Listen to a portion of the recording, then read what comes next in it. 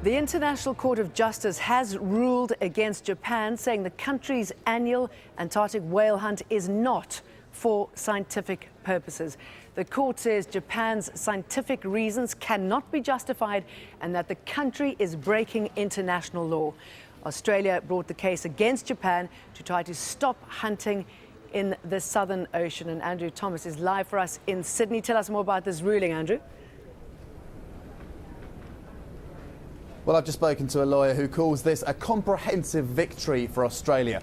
For much of the 2 hours that it took for the judge at the International Court of Justice to read out the judgment, it looked as though it was going the other way. The court found, broadly speaking, that Japan's objectives were scientific, and that you would think would lead it to conclude that its programme overall was scientific. But crucially, it said that while its objectives were scientific, the way it went about achieving those objectives, and crucially the number of whales it was killing every year to achieve them, was clearly not scientific. And it's because of that, a lack of analysis as to why it needed to kill as many whales as it did, that it found overall Japan's scientific programme was not scientific. If it wasn't scientific, then it couldn't be justified under the exception to the general whaling moratorium. What does it mean in practice? Well, it should mean the end of Japan's whaling programme. It should mean that Japan can't catch any more whales under the guise, as the court found, of science. Now, the lawyer I've just been talking to has cautioned that that may not be the end of the story, because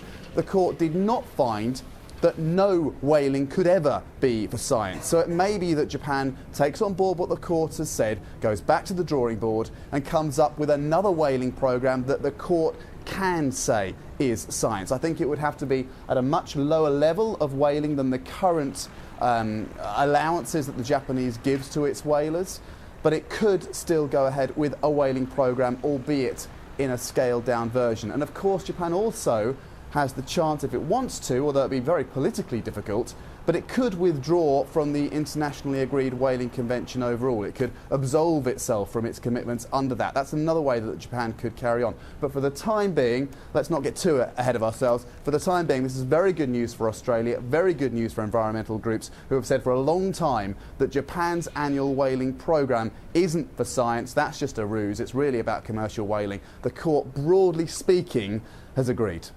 Okay, obviously this is very significant. What sort of impact has Japan's whaling for so-called scientific reasons had on the whale population in the world? Well, that is a moot point. Very difficult to agree. If you talk to environmental groups, they will say that whale numbers that were decimated in the last century are only very slowly recovering, and Japan's annual whaling programme isn't doing much to help that. Importantly, though, when it comes to certain species, humpback whales, for example, although Japan's scientific programme, so-called, allows for the capture and killing of humpback whales, none have actually been killed under it. And ironically, that was one of the things that the court said meant that the science was rubbish, because they said if Japan can still maintain that its science is achieving its scientific aims, while at the same time not actually catching anything like the number of whales it says it needs to achieve that, then surely the science is bunkum. When it comes, so the humpback whale population hasn't actually been affected by Japan's whaling programme, because Japan hasn't been catching any humpback whales. Minke whales they have been capturing in big numbers.